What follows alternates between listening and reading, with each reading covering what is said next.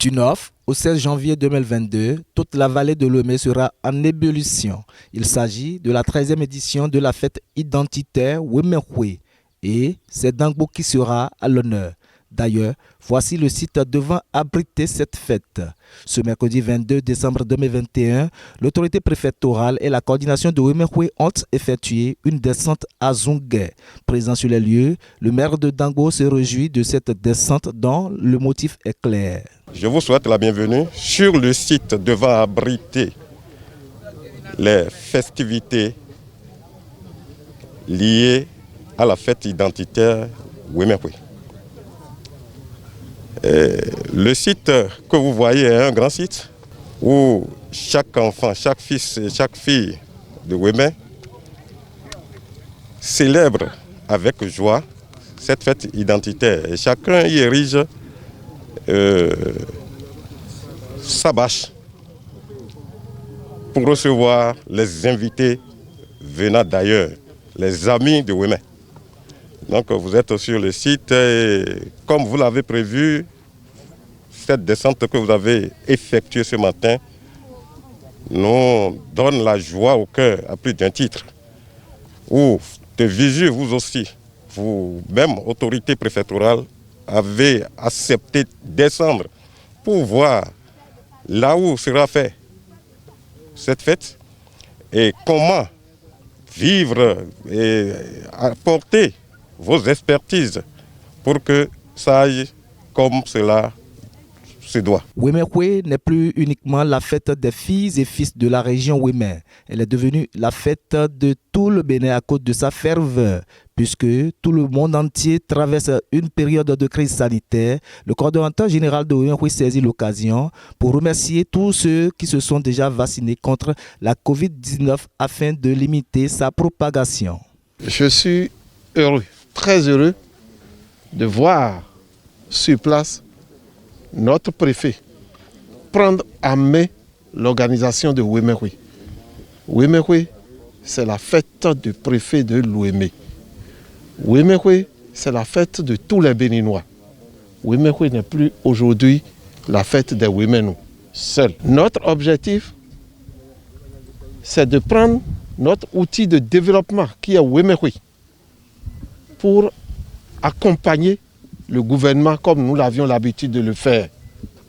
Et c'est pour ça que je remercie encore le préfet qui a pris le devant des choses, qui nous a donné des conseils que nous mettons en pratique là. Nous connaissons tous la période que nous traversons. Et c'est le lieu de remercier la population de la vallée.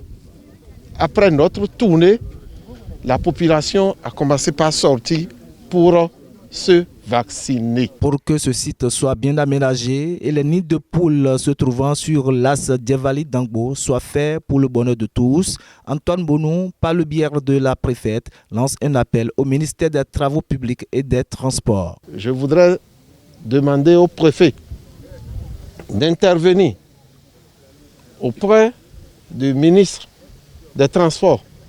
Bien sûr, avec l'intervention du préfet, je crois que tout ira bien, afin que le site soit aménagé et que les voies d'accès soient aussi aménagées.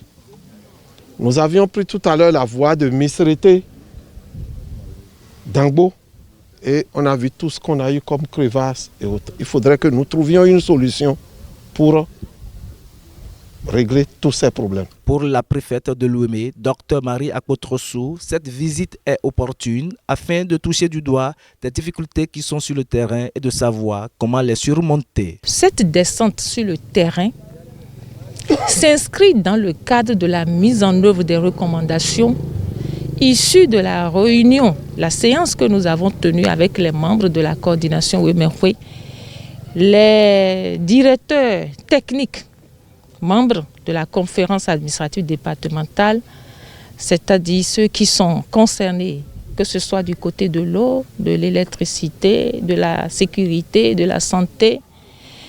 Et nous avons estimé au cours de cette séance que nous n'allons pas nous limiter dans les 4 murs de la préfecture pour apprécier tous les contours de cette fête.